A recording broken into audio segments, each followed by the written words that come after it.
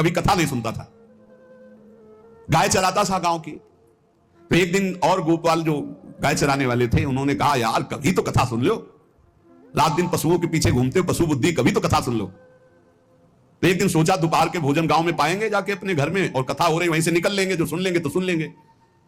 खड़े खड़े वहां चर्चा चल रही थी, जिसने मनुष्य जन्म लेकर के गुरु मंत्र नहीं लिया और नाम जब भगवान का नहीं किया, उसका जीवन मुर्दा, व्यर्थ जीवन। चला गया सुन के, और बार बार वही दिमाग में कि पंडित जी कह रहे थे गुरु मंत्र नहीं लिया और नाम जप नहीं किया तो मुर्दा जीवन, जिन हरि भगत हृदय नहीं आनी, जीवित सौ समानते प्राणी। दूसरे दिन फिर गया, कहा पंडित जी आपने कल कथा में कहा था गुरु मंत्र ले लेना चाहिए, नहीं तो जीवन मुर्दा हो जाता है, बेकार जीवन रहता है, तो देव गुरु मंत्र आप, और तो हम किसी को जानते नहीं। देखा फटा पुराना कपड़ा, डंडा लिए, एक चरवाहा, उनका ऐसे थोड़ी कि तुरंत गुरु मंत्र दे दिया जाता है। आखिरी दिन कथा के मिलना, फिर दे देंगे, टाल दिया।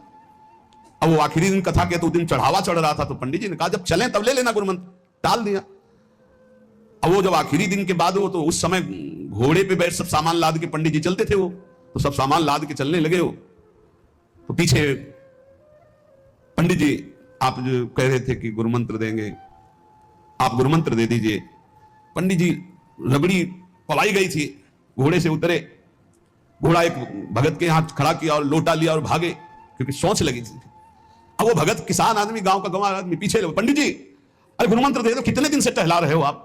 अरे उनका प्यार मतलब सोच का पैसा, तू गुरु मंत्र की बात कर। अब वो पीछे लगा कि अब हम नहीं जाने वाले, आपने सब सामान लाद ली थी, भगवान की कृपा होगी आपको सोच लगी आई, नहीं तो आप हमको तो गुरु मंत्र ही नहीं देते, हम आपको नाम पर विश्वास की बात। पंडित जी तो दत्त गपोचन, जय गुरुदेव की जय गुरु, वो दबकाए है दत्त गपोचन, मतलब एकदम मूर्ख आदमी, तो सोच, तो वो प्रणाम कर लिया, जय गुरुदेव, दत्त गपोचन, दत्त गपोचन। जपना न राधा न कृष्ण न राम न हरि।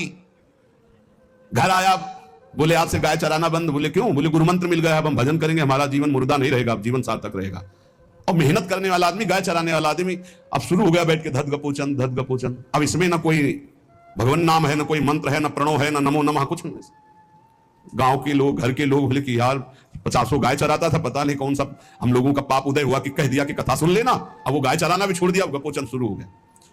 अब उसकी ऐसी लगन लगी, सहज सरल भोले जो होते हैं ना, हरिवंश महाप्रभु कह रहे हैं, मुनि मन ध्यान धरत नहीं पावत, करत विनोद संग बालक भट, दास अनन्य भजन रस कारण, जैसे हित हरिवंश प्रगट लीलान। लालजू महाराज बड़े बड़े मुनियों के ध्यान में नहीं आने वाले, बड़े विनोदी। रुक्मिणी जी से कहा तैयार हो, भगत के दर्शन करने चलना है।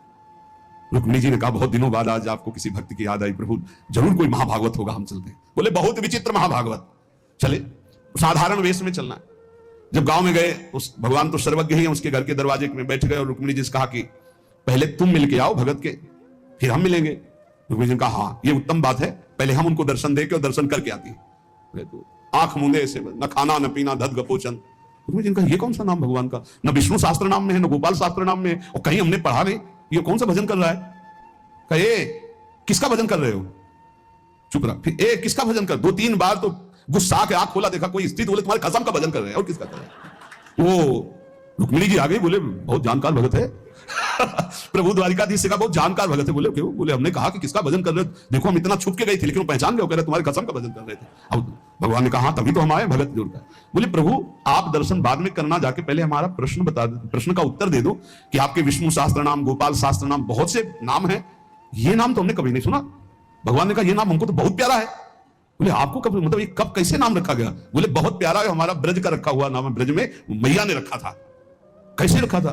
बोले एक दिन मैं माखन चोरी कर रहा था, सखा के कांधे पर खड़ा हुआ, ऊपर माट में हाथ डालकर मक्खन पूरा ऐसे खाता जाता, सखा को पवाता जाता। इतने में मैया और गोपी जन आ गई। ए कन्हैया ये क्या कर रहा है? अब हमने देखा कि फंस गए। हमने कहा कि मैया हमें बहुत भूख लगी थी और देखा कि इसमें चींटी चढ़ी हुई है, तो हम चींटी निकाल रहे थे। तो बोले चींटी कैसे निकाल लेते? यहां पूरा हाथ सना हुआ है तुम्हारा चींटी। बोले अरे भैया तू बावरी, जब चींटी को ऐसे निकालने करते वो अंदर चली जाती तो खबो खबो के निकाला, इसलिए ऐसा इतना हाथ हो। बोले यहाँ मुंह में भी जब तुम्हारे मक्खन लगा, एक मक्खी बार बार उड़ रही थी तो हम ऐसे मारा तो पूरा मुंह में मक्खन लगा। भैया लगा धत गपोचन। बोले ये उस समय का नाम रखा हुआ है, मेरा बाल गोविंद में जब मैया ने रखा था मक्खन चोरी के समय। अब आप विचार करके देखो, भगवान का साक्षात्कार गुरु वचनों पर विश्वास होने पर साधारण शब्द बोला तो भगवान तो सर्वलोक महेश्वर सर्वज्ञ, उनके सब जैसे हर अक्षर में आ विराजमान है, का खा गा घा आ, ऐसे ही सब अक्षरों में ब्रह्म विराजमान है। फिर राधा नाम तो स्वयं हरि जपते हैं और राधा नाम तो परम प्रेम में है, वो बड़ा गुही है। विश्वास करके जब वो धदगपोचंद जपा तो रुक्मिणी द्वारिकाधीश भगवान दर्शन देने आ गए, और तुम विश्वास करके राधा राधा जपोगे तुम्हें नहीं प्राप्त हो जाएगा? अरे यही राधा स्वयं भगवान हरि जपते हैं। इसलिए पहला जीवन का चरम लक्ष्य भगवत प्रेम, भगवत प्राप्ति। दूसरा, हमारी बुद्धि केवल विचार करे तो श्यामा श्याम के ही विषय में, किसी व्यक्ति वस्तु स्थान का अगर हमारा चिंतन हो रहा, संबंध हो रहा, तो श्यामा श्याम के संबंध से हो। जैसे गोस्वामी तुलसीदास जी कहते हैं, नाते नेह राम के मनियत सुहृद सुसेव्य जहां लो। अगर ऐसा नहीं तो फिर हर वस्तु व्यक्ति स्थान में एक आसक्ति है, वो बांध लेगी, आप श्यामा श्याम तक नहीं पहुंच पाएंगे। इसलिए बुद्धि का जरूरी है प्रिया प्रीतम में स्थित होना। अगर बुद्धि ये निश्चय कर ले कि परम सुख स्वरूप श्यामा श्याम ही हमारे हैं, हम श्यामा श्याम के हैं, सुख है तो श्यामा श्याम के नाम में, रूप में, लीला में, धाम में। अभी आपने सुना आनंद का तारतम्य। तीसरा, जो गुरुदेव ने नाम दिया इससे बढ़कर महत्व किसी नाम में नहीं होना चाहिए, किसी की निंदा नहीं। सब नाम हमारे प्रभु के हैं, पर हमारे लिए सर्वश्रेष्ठ नाम हो गया जो गुरु ने दिया है, जो मंत्र दिया, जो नाम दिया। एक आंतिक में आए और बोले, हम कुछ 2-4-6 महीने से हम आपके शिष्य हैं, मंत्र ले लिया है। स्वप्न में एक महात्मा आए और उन्होंने हमको और मंत्र दिया है, तो अब तो हम समस्या में फंस गए कि आपका दिया गुरु मंत्र जपें या स्वप्न में कोई और महात्मा आए थे उनका दिया जपें, क्या करना चाहिए? हमने कहा तस्मात् शास्त्रम प्रमाणम। जब सप्तऋषि जी आए, स्वप्न में नहीं, सीधे साक्षात आए पार्वती जी के पास और कहा, ये किसके लिए तपस्या कर रहे हो? महादेव जी के लिए। महादेव जी में क्या है, चलो हम तुम्हें भगवान नारायण को पति रूप में, भगवान विष्णु वैकुंठाधिपति अपार वैभव, उनको।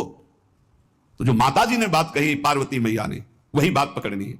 उन्होंने कहा, तजौ न नारद कर उपदेशु, आप कहें 7 बार महेशु। सप्तऋषियों, अपने गुरुदेव नारद जी के उपदेश का मैं कभी त्याग नहीं कर सकती, चाहे स्वयं इष्ट देव भगवान शंकर आकर सैकड़ों बार कहें तो भी। तजौ न नारद कर उपदेशु, आप कहें 7 बार महेशु। कोटि जन्म लगी रगर हमारी, बरों संभुनता रहूं कुंवारी। करोड़ जन्म लूंगी, हर बार अपने गुरुदेव के दिए हुए मंत्र का अनुष्ठान करूंगी और देवाधिदेव महादेव को पति रूप में वरण करूंगी, अन्यथा कुंवारी रहूंगी। बहुत सी कन्याएं और बहुत से वर हैं, आपको ब्याह कराने का शौक है तो आप जाइए, लेकिन मैं पर्वत से प्रकट हुई हूं, हिमालय से, मैं अडिग हूं अपने गुरुदेव के वचन में। तो यहां कह रहे, चौथा, समस्त इंद्रियां भोग विलास के लिए लालायित रहती हैं, सबकी। अब इनको भोग देना भी है, बिना भोग के, बिना विषय के जीवित नहीं रह सकते। शरीर चलाना है, सेवा धर्म पूर्ति करनी है, पानी पीना भी विषय है, अन्न पाना भी विषय है, देखना भी विषय है, सुनना भी विषय है, सब विषय के अंतर्गत आता है। तो यहां अपनी इंद्रियों से जो विषय ग्रहण करना है वो भागवतिक करना है। जैसे हमें पानी पीना है तो प्रभु को अर्पित करके राधा वल्लभ लाल की जय, और फिर भावना करो हृदय में प्रभु विराजमान है, जलपान करो। भोजन, भोग अर्पित किया, भगवत स्वरूप प्रसाद, हम प्रसाद पा रहे हैं। वस्त्र प्रसादी, सुनना भगवत विषय, देखना भगवत भाव, बोलना भगवत संबंध से। हर इंद्रियों के विषय को हमें भगवत संबंध से युक्त कर लेना है। यदि भगवत प्राप्ति करनी है, भगवत प्रेम प्राप्त करना है, तो पहला चरम लक्ष्य, मुझे इसी जन्म में भगवत प्राप्ति करनी, भगवत प्रेम प्राप्त करना है। दूसरा, बुद्धि का पूर्ण समर्पण अपने आराध्य देव श्यामा श्याम में। तीसरा, गुरु प्रदत्त नाम रूप लीला गुण सेवा उपासना सांगोपांग गुरु प्रदत्त। चौथा, समस्त इंद्रियां भगवत संबंध से युक्त। पांचवा, जीव का चिंतन प्रत्येक क्षण पदार्थ, व्यक्ति, परिस्थिति, विचार, भोगों के, क्रियाओं के, संबंधियों के, जहां जहां जाए वहां से हटाकर अपने लक्ष्य श्यामा श्याम में लगाओ, या जहां जहां जाए वहां प्रिया प्रीतम की भावना करो। जीवन का प्रत्येक पल किसी व्यक्ति के विचार में, वस्तु के विचार में, स्थान के विचार में, भोग विचार में, जहां जहां जाए वहां से हटाकर श्यामा श्याम में लगाओ, या जहां जहां जाए वहां श्यामा श्याम को देखो। बहुत सुख मिलता है, अपार सुख मिलता है।